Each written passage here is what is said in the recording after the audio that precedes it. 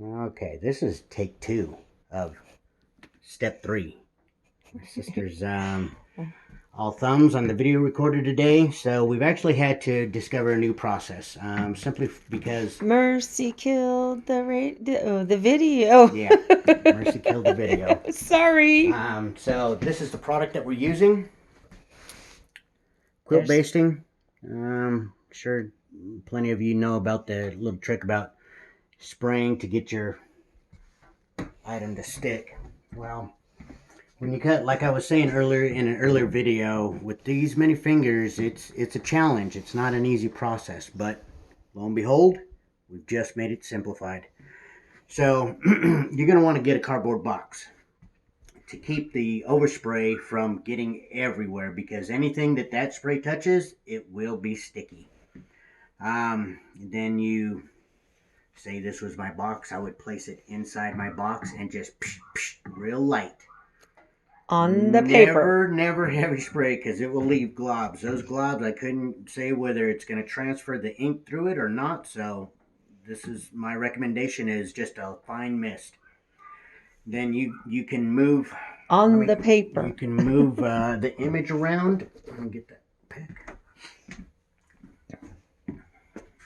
And it just makes it kind of stick. It doesn't actually bind it to it, so it's unmovable. But you can see I can still, if I had to adjust it at all, I would just go about it by getting an area in and then lifting an area up that's out of adjustment. So then you can place it back in line, kind of flatten it down a little bit. This is out a little bit. Move that in just a smidge. That way the line is actually all the way around it. Okay, so you can see, I mean, even here's a little close, but it's okay because it still falls within the color border. And that way the image will cover the entire vinyl. So again, we're getting ready to press this. Now we don't have to worry about it falling off because it isn't going anywhere. What a great trick. Okay, so we've got our temperature to 380. This is going to be a medium pressure. Usually a 5-6 will do. We're not going to need 60 seconds. That's way too long for this application. 45 seconds is what I found is the perfect spot. It transfers the ink straight through without leaving a light ink transfer. So, like always, we're going to need a cover sheet to go on top of that because the ink will bleed back up through the sub paper. So, place our cover sheet, then our Teflon sheet, slide it in, and away we go.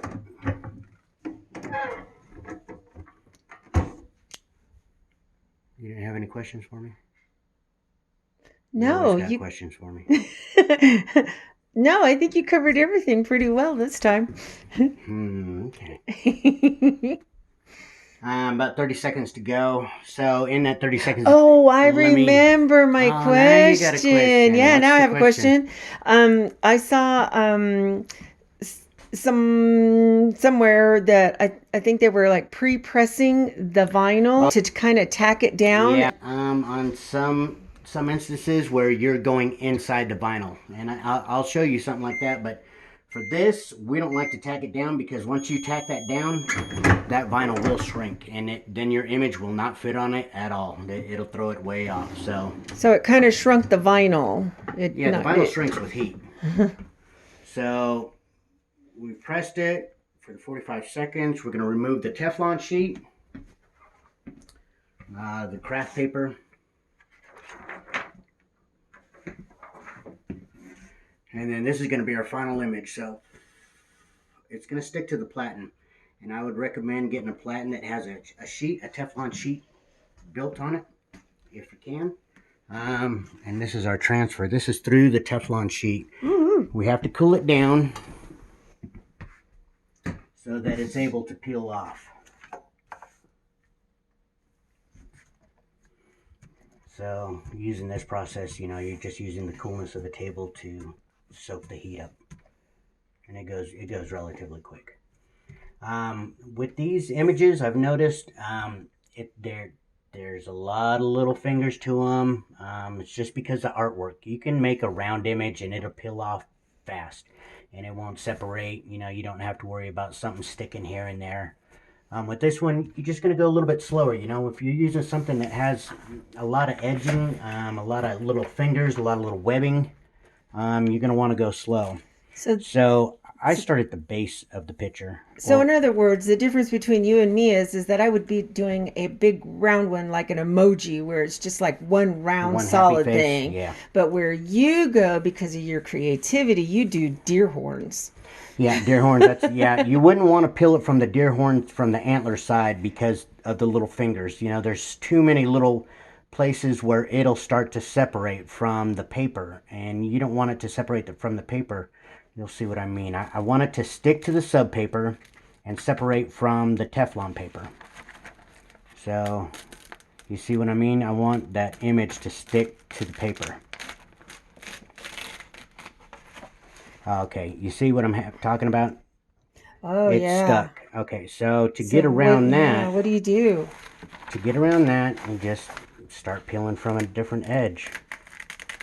Oh, so change the angle. Change the direction of peel. And it peeled. You know, we had one that came a little separated. That's no problem. Just flatten it back down. It's absolutely no problem. See? Oh, awesome. Okay, so this is the glue side that you see right now. This is the image. Just like this one. This is actually the original one that we had started doing the video where my sister got all thumbs. But this is what we ended up doing, and this is with the adhesive spray to make these little fingers and everything else sit while we move it around. Okay, so got it. In the middle of all that, we also discovered that oh, I see. We knew that the ink transfers. I want to see if I can get something because of the overlap of your print onto your vinyl, you ended up with an outline. Exactly. That's transferred to our Teflon sheet. Now that ink that is left here, that ink will transfer over and over again if you do not get it off of there. So we've discovered a little trick. Most women have it. It's a little cleaning pad that they use to take off makeup. This is the product that we use. Cosmetic cotton pad.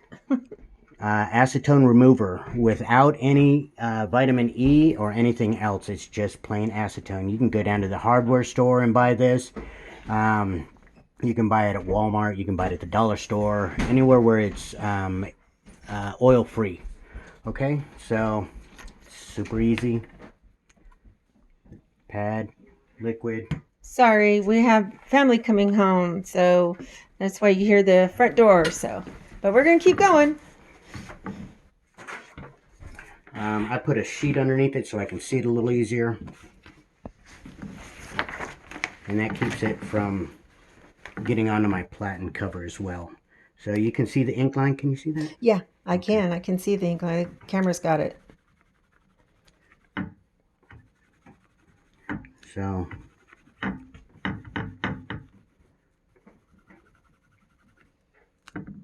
you can see the ink start to pull off, and it's actually coming out with the acetone.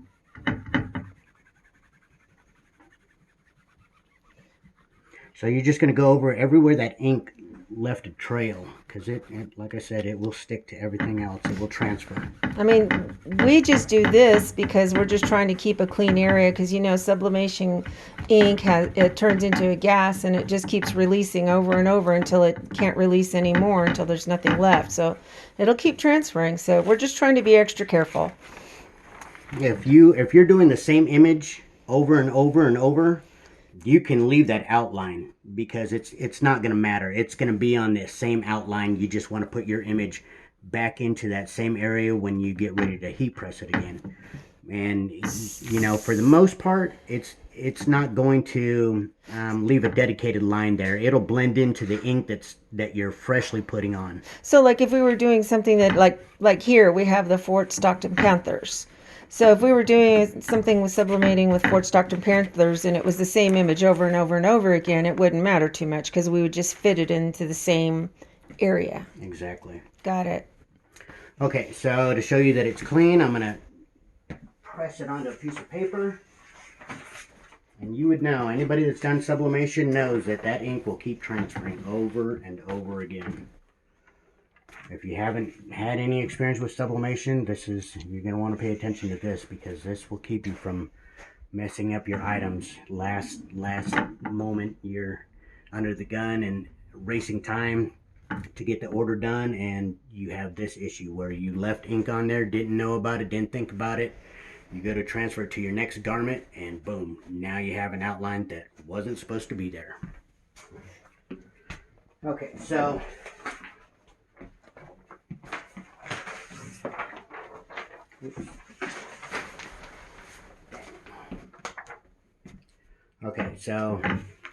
this is the side that had the ink on it. I'm just going to put this over it. Oh no, not that.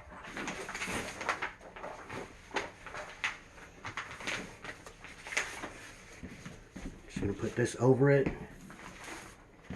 and a carrier sheet, because I don't want anything to transfer from that piece of paper up. You don't have to use that much stuff. I just do it because I don't like anything to be on my platen, that's all. And the heating element, I don't want anything up against the heat element either. So we're just being extra careful, right? Exactly.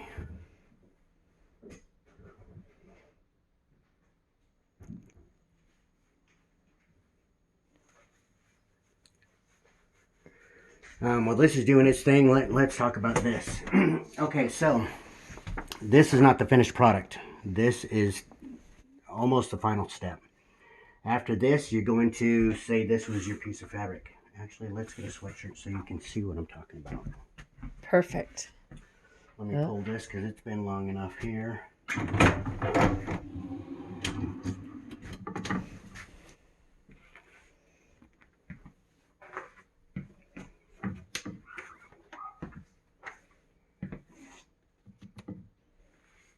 And voila, nothing transferred. It's clean. So we know our Teflon is good to use again without leaving another image. Exactly. Awesome, brother. Okay, so here's our garment. This is what this project was actually made for. Let me close stuff up because I know how I am.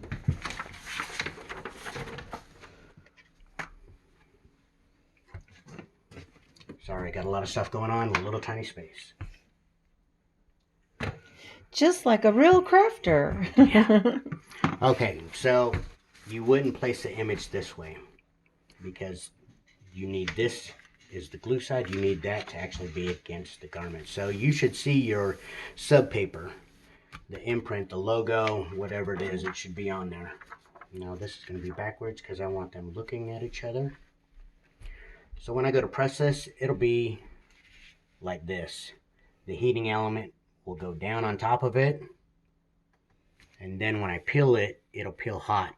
I'll start at one edge. Like I said, I like to do it the same way that I take it off the Teflon sheet. Sorry, I went brain dead. Anyways, so that I'm peeling from this edge, so to peel this will stick first, and then I'll just continue to peel it up. The same way here, I want this and peel it up. I don't want to peel from the antler side. There's too many fingers and something might go wrong. Something might peel up and I don't want it to. Okay, so now that we've gotten that done, let me just go ahead and change platens out. I changed the platen out because if you go to press on a new one and you try to use that same platen, it's hot. That vinyl will curl. But we're getting ready to press this sweatshirt, so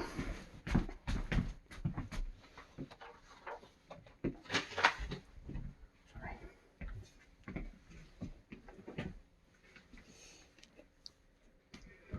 Okay, so we're going to load the garment on.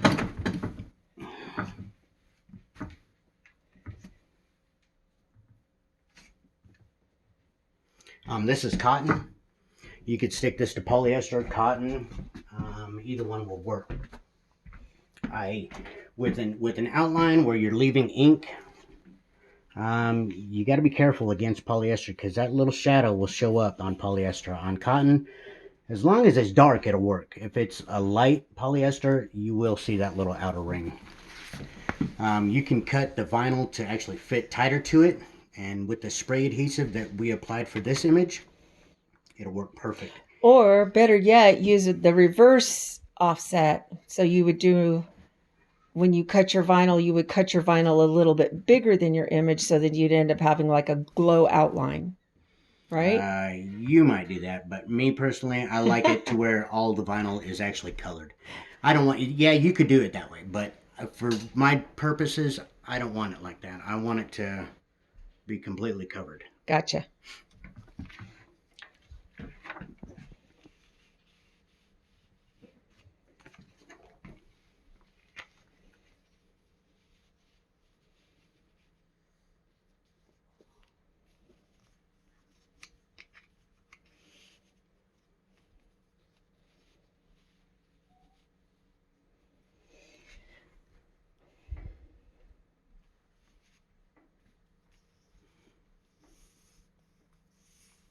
Okay, so we're all lined up. For this press, you really don't need, it doesn't have to be a clean piece of craft paper. So I like to use junky pieces that have already been, you see it's already got ink on it. Oh yeah, I see it. So we're going to go ahead and just lay that right on top. It's not going to matter, that ink won't show up on a black garment. On a lighter colored garment, or if you're using polyester light colors, they will show up. Do not use anything that's been transferred on. Do not let that ink touch the garment. Because that shadow will turn into a gas again, and it will transfer to a lighter colored fabric. Just a little halo, and you'll see it though. And you won't be happy. So okay, we're okay only because we're on black. So for this application, it's not the same as a sub paper. You're not using the sub paper temperature and time. You're not going for that because you've already sublimated. The gas is already transferred into the vinyl. So we're going to go to our presettings. If you don't have presettings, you're just going to want to adjust your temperature. Our goal is 320 degrees. Now it's going to take about 12 minutes to get down there. So we're going to go ahead and pause the film, and we'll be right back.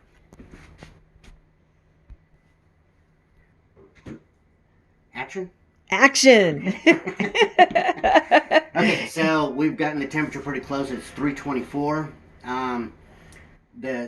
The time length, I have different settings on here, but for cotton, which is what we're pressing on, for this type of material, we want to go 25 seconds, and we want a medium pressure.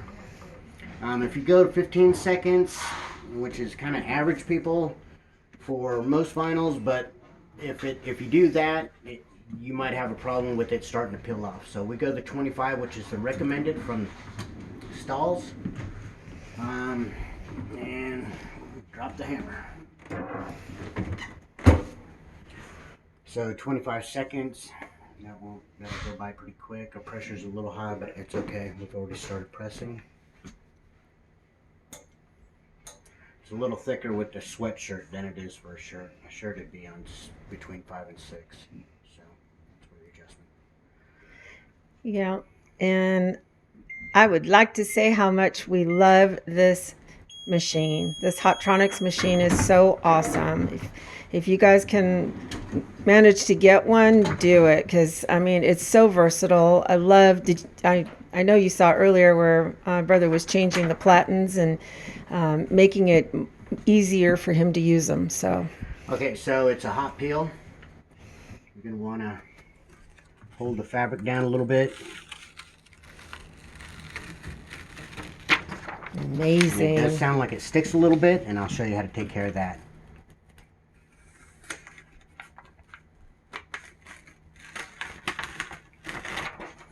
Okay, so there's your images.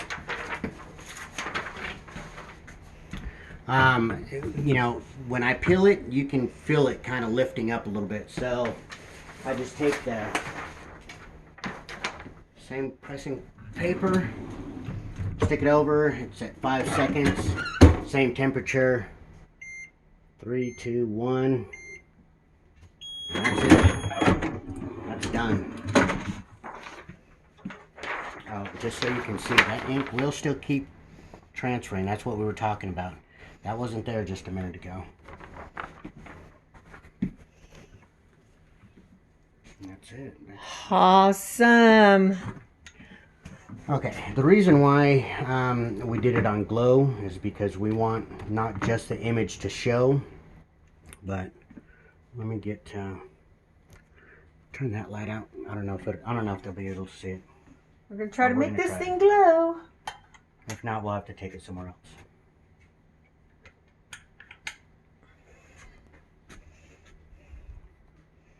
Oh, you already see it glowing. This is so cool.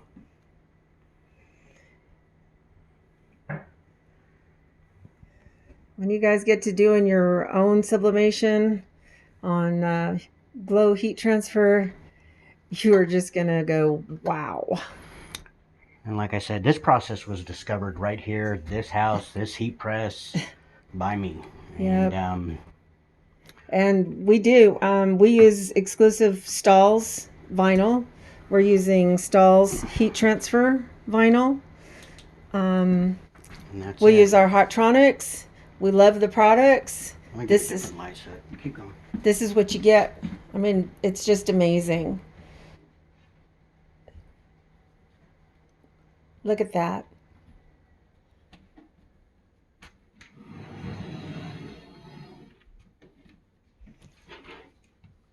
Now, granted, you know, if we were probably on a regular UV light, we'd probably get a lot more charge on this glow. Okay, bring it in here. Let me just put that down. And just follow me. Don't show my mess everywhere. Okay, so hit that light switch for me. Okay. And then let's There we light go. it up again. Yeah, and I'm thinking it'd probably charge a lot better if it was under the UV lights. This is just an LED light, so. But, you know, you guys, you see what it does. It's just so cool. So stinking cool.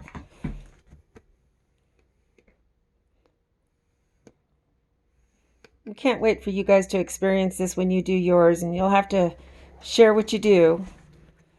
Look at that. Amazing. Good job, brother. Thank you. Okay, that's it.